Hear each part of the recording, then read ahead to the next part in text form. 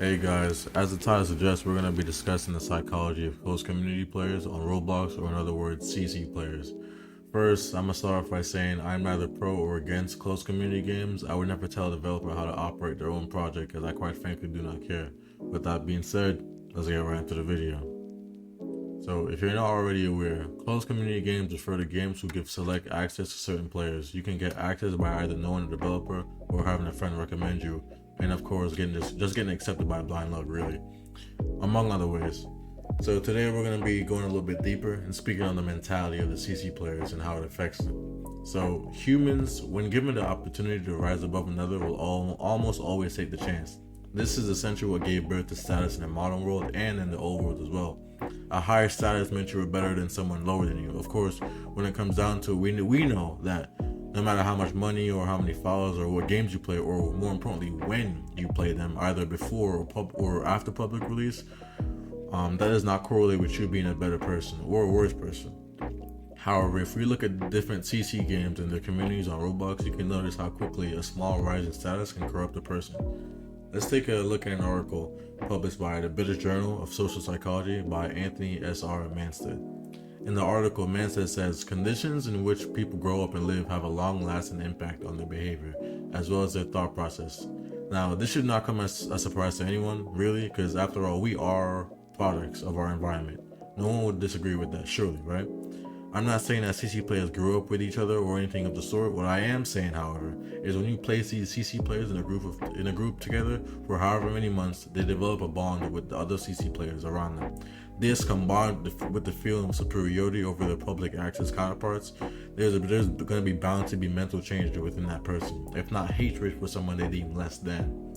In this case, CC players look down on public access players simply because they did not play the game when it was closed access. Therefore, their thought process is more like, who are you? You're just a random. I don't know you. You're not like us. You're just a public player.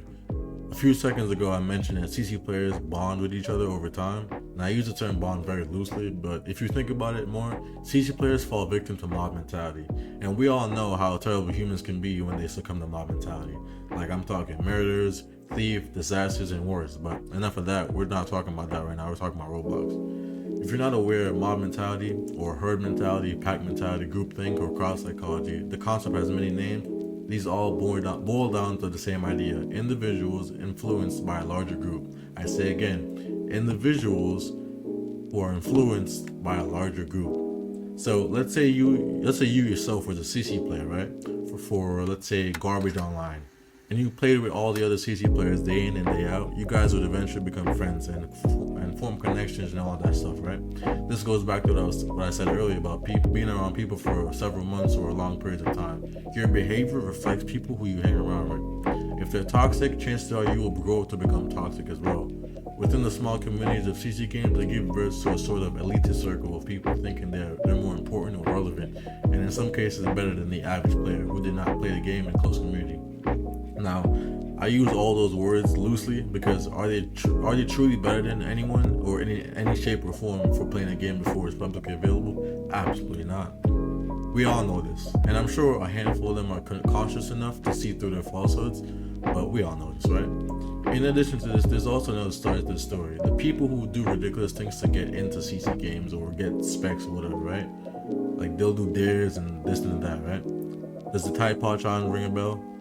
But anyways, I'm not sure which community it was from, but I recall one guy drinking like a gallon of milk straight chugging that shit, right? While his Discord face cam was on to get specs in a CC game. These CC games are causing people to do things out of the norm, simply to acquire status or Robux clout, if you will. It's just a game, but I think a lot of people tend to forget that. Now, let's take a look at these screenshots from the most recent CC game on Roblox that just recently went public. We all know what it is, right? So notice the emphasis that is placed on public players. Not like an actual emphasis, but you can see, you can almost see the malice. Let's say, I'm exaggerating right now, but you can see the focus on public players in the sentence. So that's what we're going to focus on, right? So there's an innate need or desire to separate themselves from the public players who they deem less than themselves. Now, this isn't an attack on any of the individuals here in the screenshots. It's just to get my point across. That point being narcissism. I'm sure I'm not alone. I say close community players are narcissistic as hell, right? But what can we do, right? Truly, what can we do? In retrospect, a lot of these CC players are victims to themselves, kids, teens who change as a result of the game. And to backtrack on what I said earlier about some CC players growing up with each other or not growing up with each other, if you think about it, many CC players hop from game to game, community to community, and many of them know each other or have known each other for years, playing different kinds of closed access games. So you'd be surprised how many hours you spend a year playing games, Roblox included. A lot of these guys really did grow up with each other if you really do the math, right? And also, just a small side note, having your testers shit on public players whom you get 90% of your income from is a bit backwards. That's a random number, but you get what I'm saying. Like, the majority of your money is gonna come from public players buying your game passes, buying your in-game things, right? Just a side note, but I digress.